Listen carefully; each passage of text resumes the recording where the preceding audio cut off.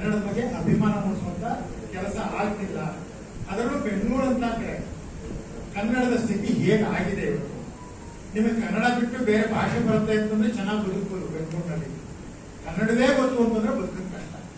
ಆ ರೀತಿಯಾದಂತಹ ಪರಿಸ್ಥಿತಿ ಇರೋದ್ರ ಬಗ್ಗೆ ಒಂದಷ್ಟು ವಿಚಾರಗಳನ್ನ ನಮ್ಮ ತಾಯಿ ಅವರು 27ನೆಯ ಮಗಳು ಮನೆಗೆ ಅಂತ ತಂದೆಗೆ 27 ಜನ ಮಕ್ಕಳು, ಇವರಿಗೆ 10 ಜನ ಮಕ್ಕಳು. ಕೇಳಕ್ ಸಾಧ್ಯವೇ ಇವತ್ತು? ಒಂದು ಮನೆಯಲ್ಲಿ 1 ಡಜನ್ ಮಕ್ಕಳಿದ್ದಾರೆ ಅಂತ ಕೇಳೋದಕ್ಕೆ ಸಾಧ್ಯವಾಯಿತು ಇಲ್ಲ. 1 ಅಥವಾ 2ಕ್ಕೆ ನಾವು ಮಕ್ಕಳನ್ನ ಲಿಮಿಟ್ ಮಾಡ್ಕೊಳ್ತಾ ಹೋಗ್ತಾ ಇದ್ದೀವಿ. ಮತ್ತೆ ಆ ಒಂದು ಮಗುವನ್ನ 2 ಮಗುವನ್ನ ಬೆಳೆಸೋದಕ್ಕೋಸ್ಕರ ಇಬ್ಬರು ದುಡಿತಾರೆ. ಬೆಳಗಿಂದ ರಾತ್ರಿ ತನಕ ದುಡಿಮೆ ಆಗುತ್ತೆ. ಮಕ್ಕಳ ಕಡೆಗೆ ಗಮನ ಇಲ್ಲ.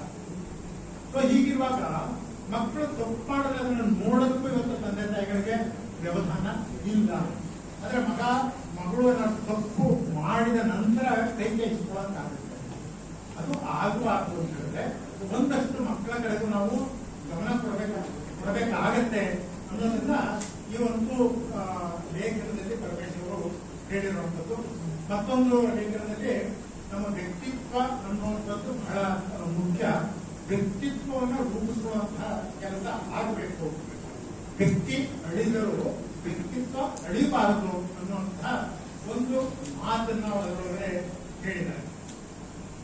ಇವತ್ತು ಆ ರೀತಿಯಾದಂತಹ ವ್ಯಕ್ತಿಗಳು ಎಷ್ಟು ಜನ ಇದ್ದಾರೆ. ವ್ಯಕ್ತಿತ್ವವನ್ನು ರೂಪಿಸಿಕೊಂಡಂತಹ ಶಿಕ್ಷಕರೇ ಆಗಿರೋದ್ರಿಂದಾಗಿ ಅದರೊಂದು ಬಂದೆ ಶಿಕ್ಷಕರ ಪಾತ್ರ ಎಷ್ಟು ಮುಖ್ಯ ಅನ್ನುವಂಥದ್ದು. ನಾವು ಹೀಗೆ ಒಂದು ಕಾರ್ಯಕ್ರಮವನ್ನ ಮಾಡಿದ್ವಿ.